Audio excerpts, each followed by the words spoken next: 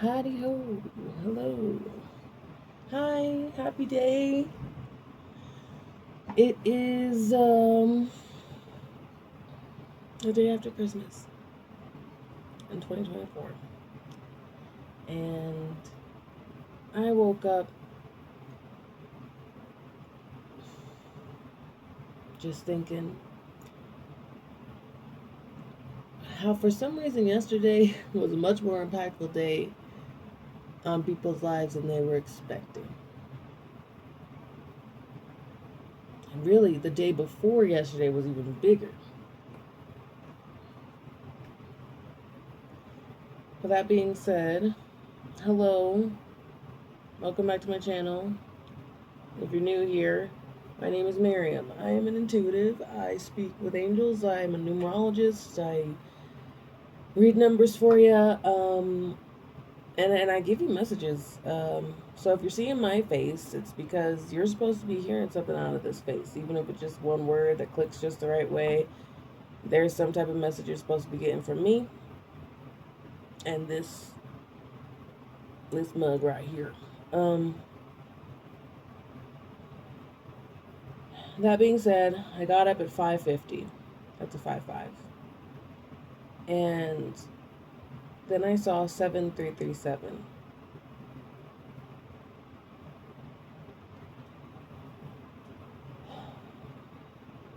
There is something about your faith or your spirituality that you're expanding on into a point where you are having fun like a kid again. Like there was at some point, like perhaps where I kind of want to say jaded, like that you maybe you've been jaded by religion or spirituality, which happens a lot.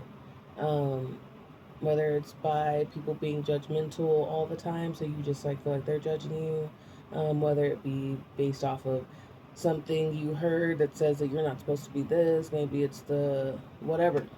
But essentially, there have been times that it has been quite upsetting and frustrating when it comes to religion as opposed to spirituality. And in your case, you always leaned heavily into spirituality, which is like walking in your prayer as opposed to just being like, please, and then just waiting for it to happen. You're like, please. And now these are the steps towards that goal, so it'll make it easier for you to make it happen for me, you know?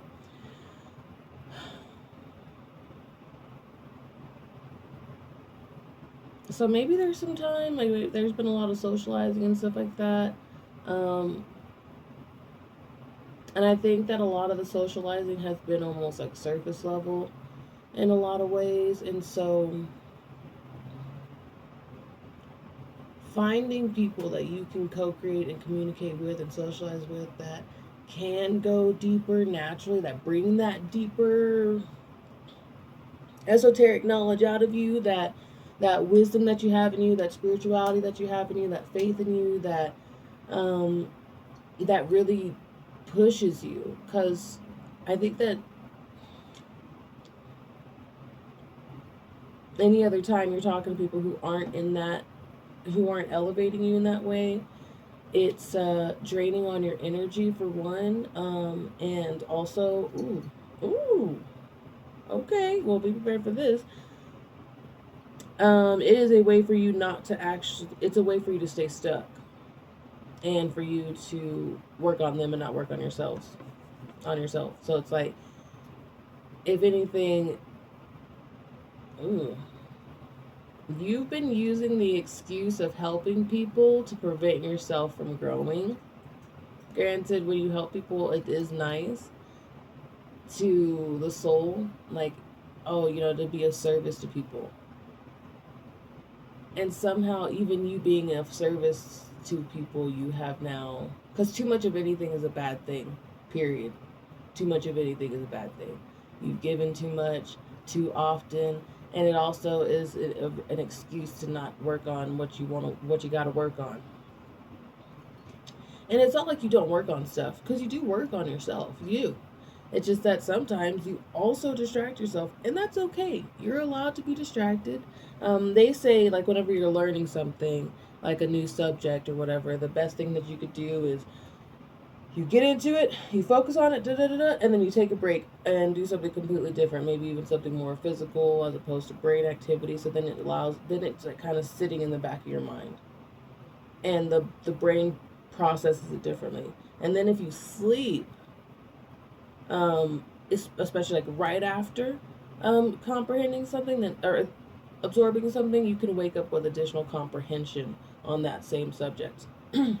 Because the mind filters it through the subconscious, the conscious, all that fun stuff, and the egos. So there's everybody has their own dogma and all that that's leading them, and so finding that balance of serving people so that it could help you and to heal you because it's fulfilling to you, and knowing when that line is still fulfilling to you, because it's gotten to the point where you're such a helper that you're helping people so much that you're not being fulfilled anymore. Now you're actually getting drained. It used to be that it was an equal give and take. And I'm here to say that, like, it's literally your job to be selfish and to take care of yourself and to make sure that there's an equal give and take. Like, anything that you should be doing, you should only be doing it because you like it selfishly. Not necessarily like, oh, well, I'm just going to steal this person's stuff, because you don't actually like doing stuff like that. Nobody actually likes doing things like whatever you're doing, harm or taking or whatever. Because so if you were to take something that you really wanted and stole it, there would be a level of guilt with that thing every time you saw it. And so it would be less fun to have it. And there are people who swear that they don't have guilt, or that they don't care about that stuff, or it's like this, and this. And so what I ask for you to know whether or not you actually care about something, because I think a lot of people don't know whether or not they actually care. The way that you know if you actually care is, did you bring it up again later on? Like, have you talked about it multiple times with multiple people? Have you told the story again and again? Like, even if it's a good thing, like, oh, and this is what I did. When we're having to repeat things and show it to people again, it's an ego, but then it's also you going back on it, so then you could be like making sure and reassuring yourself that you moved in the way that you wanted to. But if you were moving in a way that was truly authentic, you wouldn't even talk about it. It just wouldn't come up. The ego doesn't want to talk about things that are authentic to the self. The ego wants to talk about things that are authentic to the ego.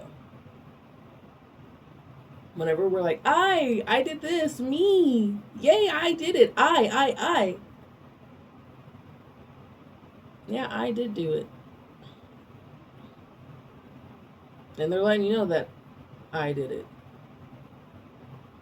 Nobody else, but I. Not yourself, I. And so, whenever this is something too that's like,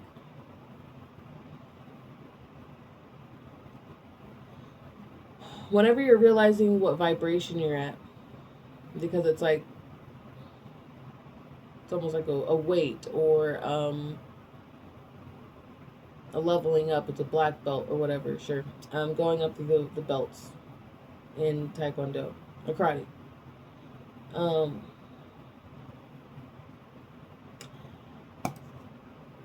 Once you're able to identify what each of those levels not only feels like in you, but what it consists of in your specific behaviors in your person, then you're able to navigate yourself out of those things, upwards or downwards. Because sometimes, quite literally, some people can't hear you. And look, it's not your job for everyone to hear you. It just isn't your job. If you are somebody who wants to be a master communicator, these are things that you will naturally be absorbing anyway. And you're like, oh, well, I noticed that this, and this. And I noticed that they're not this. And I can see, and then you move accordingly. And then also finding that balance, because it's an inner wisdom.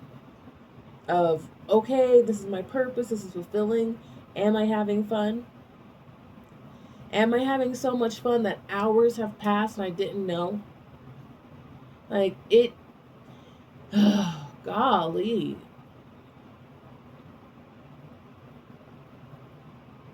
Do you know you're allowed to be happy?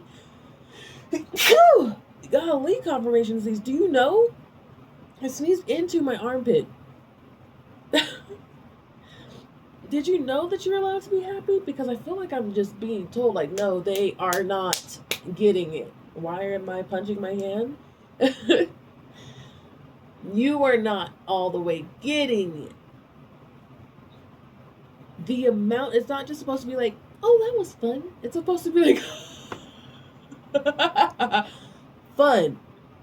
So fun that you can't control how pretty your face is. So fun that you just like you're at work and you're thinking about it, or you can't help but share it in a different way, because like it's not, you're not saying the same thing about it, you're saying a different thing about it each time to different people, and like, oh yeah, I forgot to tell you that part because somebody else brought it up, or like, oh, did you notice that cool thing? It was 11:11 as I was saying this. You are supposed to have so much freaking fun along the spiritual path.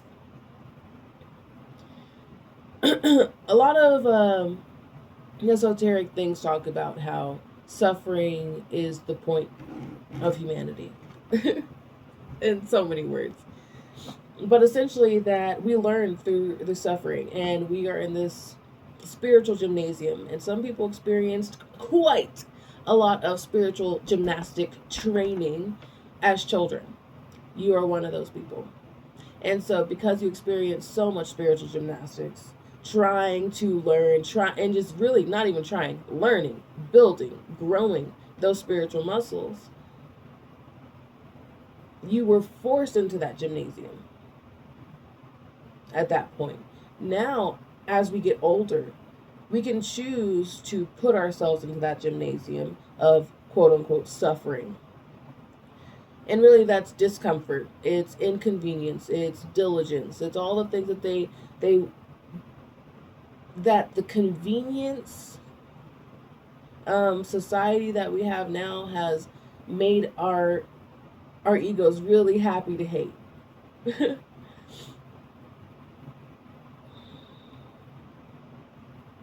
And so when you are brutally disposing of these egos, which, you know, somebody comes in, well, what if this, what if that, you look like this, you whatever this, okay, bye.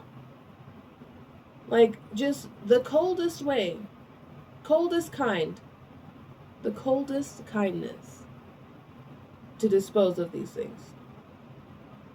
Because when it comes down to it, the egos that live within you are not happy either. They're not happy being there in the same way you're not happy hearing their voices there.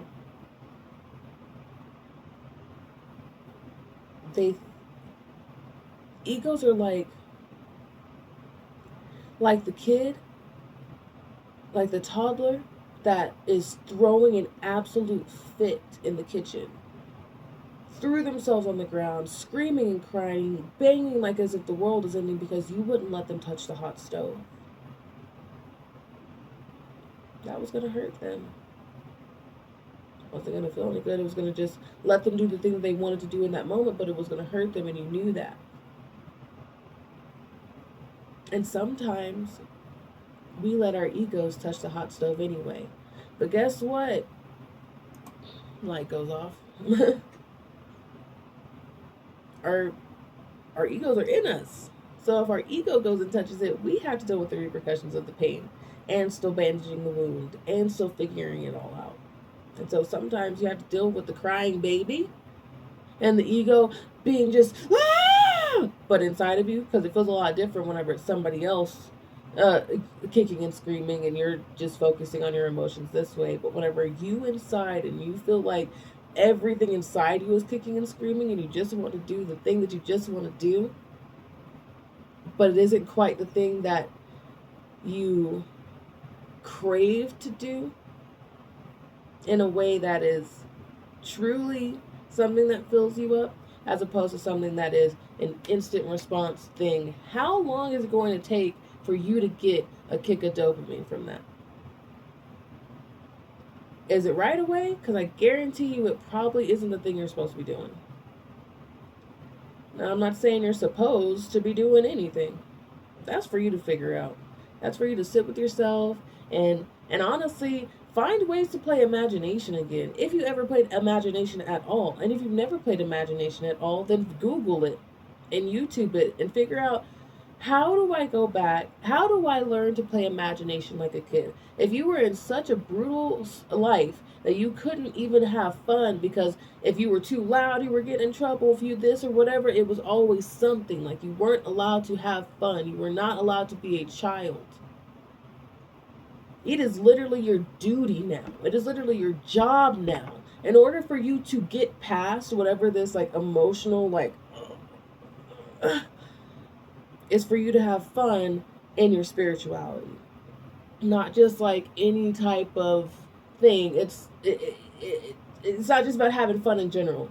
This is about specifically having fun with your fulfillment and your purpose and your analyzing. Looking at it from different ways. How can you have fun? Like literally, I'm sitting here and I feel like I'm yelling at you and you're not and you're not getting it. I swear to God, if you do not have fun, you are going to be miserable. That's just how it works. The 7337 is a 2. It's a master number 11 too, or really, it's a 2.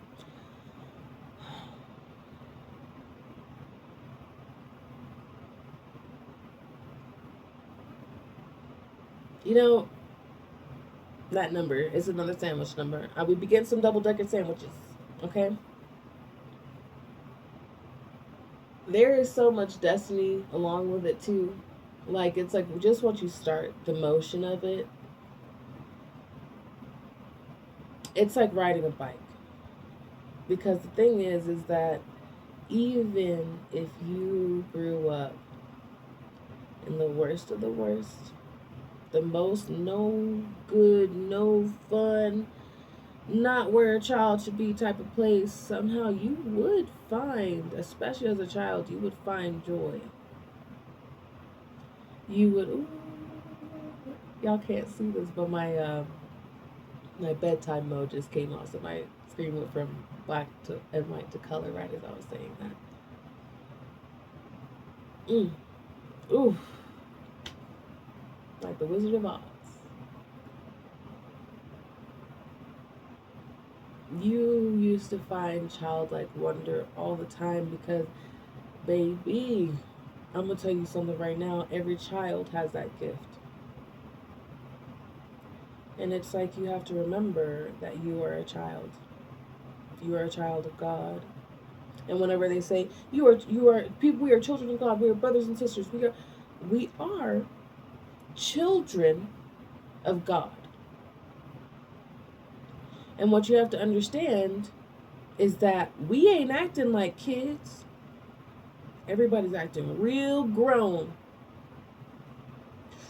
What? Take my gotta do that some. And if I don't do this, the world, everybody's depending on me. Everybody needs me. I'm needed. Don't you understand? If I stop what I'm doing, everything's gonna stop too. But I promise you, as soon as you're put out of commission, because you're sick or because, you just decide to not, because you're like, you know what? Screw it. This goes off.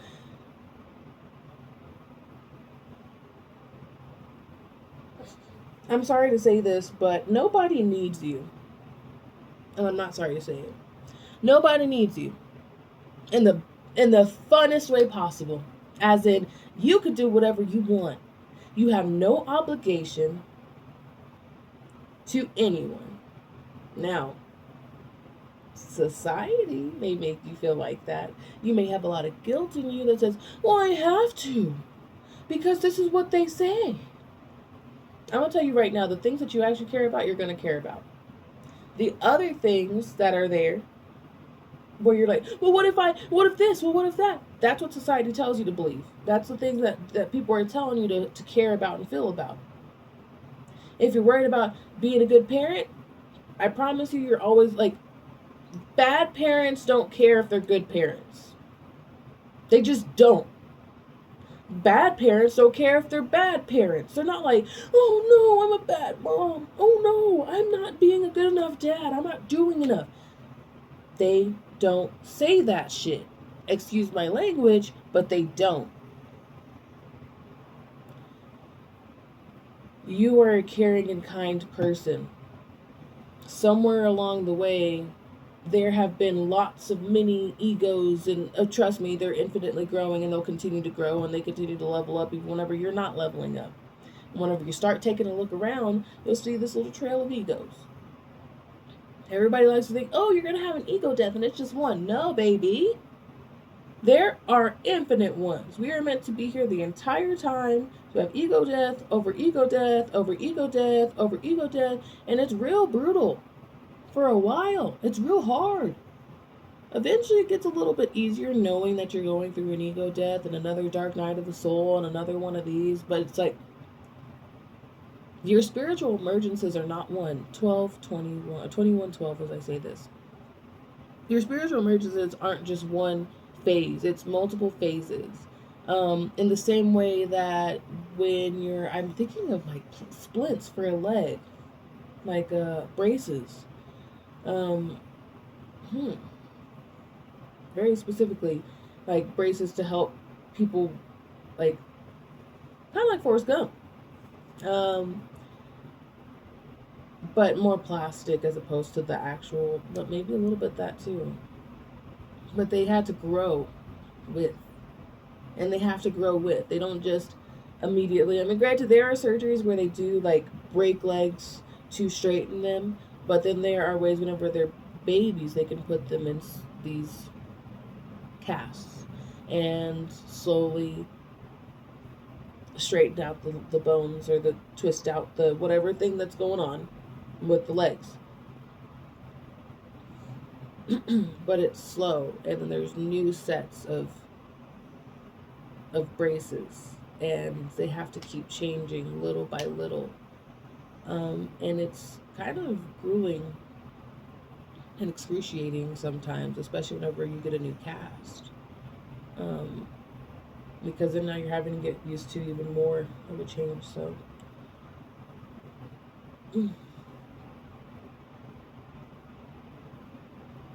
you're gonna have a great time eventually. But it's really gonna be as soon as you let yourself. That's the biggest hurdle right now, is that you don't really let yourself have fun. You're really funny. I was gonna say another word. Funny.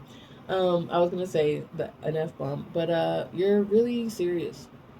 I mean, you are funny. You are a funny person. You're probably like sarcastic, even like maybe even like more of like a dry humor, but you are very funny. But you're not goofy most of the time. Like, you're funny in a way that's like, yeah, I'm a grown up kind of funny. But it's not gonna make me cringe or anything. It's not gonna make me embarrassed. You've really gotten that like charismatic delivery down. And maybe you are having fun doing that charismatic thing, as opposed to, just being goofy for your own sake to make yourself laugh. So I think that you're on the journey to making yourself laugh, though. And I was right at 24 minutes and my screen went off. So, all right, that's enough. I've gone for 24 minutes. I had a lot to say today. Yeah. That being said, thank you so much, guys, for providing this message to everyone. And in the meantime, lovies, I'm gonna go do stuff, and y'all keep a lookout for the numbers, and stay synchronized.